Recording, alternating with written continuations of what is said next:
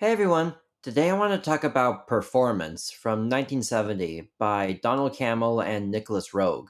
This is the 22nd episode of my 1000 favorite movie series, where I talk about the movies I love the most in a random order. This is a very complicated movie. Even on its surface, that of a British gangster movie, it's difficult to square because of its many changes of focus, and its feeling that even when the movie is at its most normal, there's always something very off. This is why it took me a long time to come around to this movie, but now that I have, I think it's one of the more exciting and originally conceived movies you're likely to find. By the way, if you want to see more videos about more of my favorite movies with more great Japan locations, well, good news. I upload a new one every Friday, so please like and subscribe to see them all. I'm a very small channel, so every new like and subscription is much appreciated. Thanks so much. Now back to the movie. First off, I just want to say that the names of the characters are awesome. One of the many memorable things about this movie. The main character is Chaz, played by James Fox, a gangster whose gang is run by a guy called Harry Flowers. He's pretty ruthless in his methods and enjoys doing the dirty work, but maybe more than doing his job, he perhaps enjoys even more the image of himself doing the job, basically looking cool and manly, giving a kind of performance, if you will. There's even a shot of him meticulously adjusting his Playboy magazines and, I guess, enormous lighter on his table when no one's around. After he kills someone, he runs away to escape the gang, who are now after him, and he winds up taking residence in the basement of the apartment of a rock star named Turner, played by Mick Jagger, who has become basically a hermit. He lives and has a free love sort of relationship with two women, and their bohemian lifestyle is a stark contrast to what Chaz is used to. From here on out, the movie gets very trippy and ambiguous, even more so than before. The movie is ostensibly broken into two parts, the gangster part and the Turner part. They feel like two different genres, although the style is remarkably similar between each.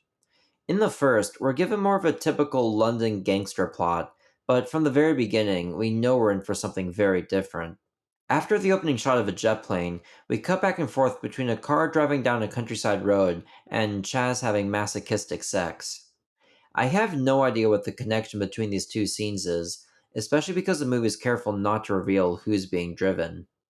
Besides the very fast editing, the most experimental thing about this opening credit sequence is how the soundtrack starts with a loud, energetic rock song, but then soon fades to nothing, which turns into quiet, horror like sound effects that sound like an alien spaceship or something.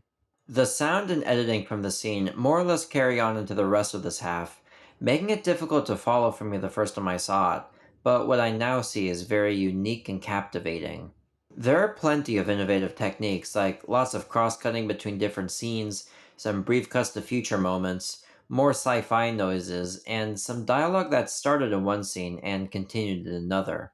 This is sometimes combined with some rather violent material, most memorably a scene where Chaz has to fight off three guys, one of them he'll end up killing, in his apartment which has been covered with red paint and has been utterly trashed. It's the rawest scene in the movie, and it kind of just starts in the middle with no build up at all, just throwing us right into the action. In its own way, I think the first half of the movie is just as electrifying and interesting as the second. But the second half carries a lot of power that, in many ways, is the main reason why I love this movie. The set design of the apartment, or whatever it is, first off, is brilliant. It employs many different influences, which look like come from all over the world, including the atmospheric red walls that look kind of like a horror movie, the table and beds that look Middle Eastern, this great black and white tile design for the bathtub, and a modern setup with all the equipment, speakers, and even these beams of light. I'd love to see the floor plans for this because I want to know how they fit all of this into what appears to be a relatively normal flat from outside. Well, at least it seems like it should be bigger than it actually is. Setting that aside, what happens inside this labyrinthian home is also very striking. To me, one of the best scenes in the movie is the introduction of the occupant's hedonistic lifestyle. After one of the women, Ferber, played by Anita Pallenberg, who ironically was in a relationship with Keith Richards at the time, welcomes Chaz to his room, she goes up to find Turner in bed with the other woman, Lucy, played by Michelle Breton, and they proceed to have a threesome. Shortly after, they hang out in the bathtub together, which is one of the scenes that's left the biggest impact on me from the movie. I love the small details, from the dirty bathtub water to how they carelessly treat the money, but also the fact that they're also open with one another makes this one of the best representations of this kind of way of living I've seen. It just oozes atmosphere. And of course, there's also Mick Jagger.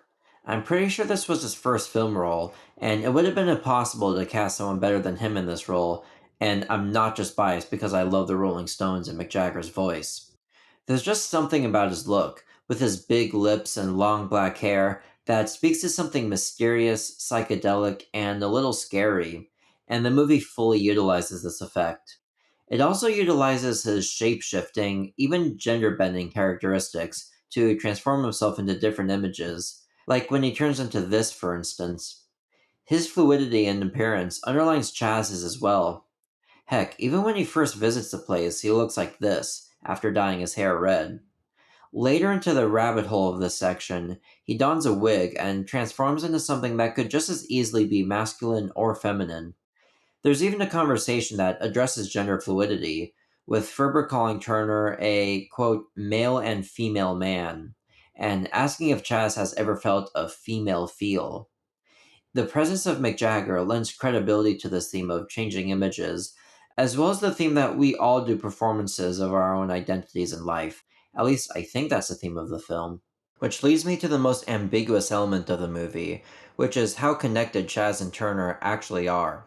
There are certain shots of the movie that seem to suggest that they're kind of merging into one person, like this one, where their faces are superimposed, punctuated by them saying that it's time for a change. Ferber also said that Turner's lost his demon, that he needs to perform, and that he's been waiting for Jazz for a long time. It all sounds pretty mystical, but is it true? Are they really the same person? The last 5 minutes, which I won't give away, would say that they are, I guess, but is it simply psychedelic after effects at work? It's fun to think about, both on a literal and a thematic level. Thematically, maybe it represents how the normal world is one of violence and brutality, and what happens when the counterculture movement is introduced to it. Or it could be about how we can be whoever we choose to be through performing. I don't know. The movie gives so much to chew on that it's difficult to make sense of everything, but maybe the movie's what a drug trip probably feels like. You can't exactly explain what you saw, but it's far out, man. Some of my favorite moments in the movie are also far out. One is part of a cross cutting montage near the beginning, cutting back and forth between a lawyer in court and Chaz going to a seedy porn theater, and the transition between these two locations is brilliant. The jury is suddenly shot from a weird angle, then a blue light is cast over them with a projector in the background. We then see Chaz's face standing in front of a projection, and eventually we cut to a black and white scene from a dirty movie. We realize that the jury is transformed into the audience in a porno theater, and Chaz is intimidating another business owner. Another moment also comes in the first half, and it might be even weirder. Harry Flowers is telling Chaz not to do a certain job, when all of a sudden the film has a bluish tint, and the music gradually gets distorted beyond recognition. We get a creepy shot of one of the gangsters as his face morphs into a sweaty, older version, and then another one where his mouth just looks strange. Then we see three different shots of Flowers sitting at his desk, and by the last shot it looks like he's in a fishbowl or something.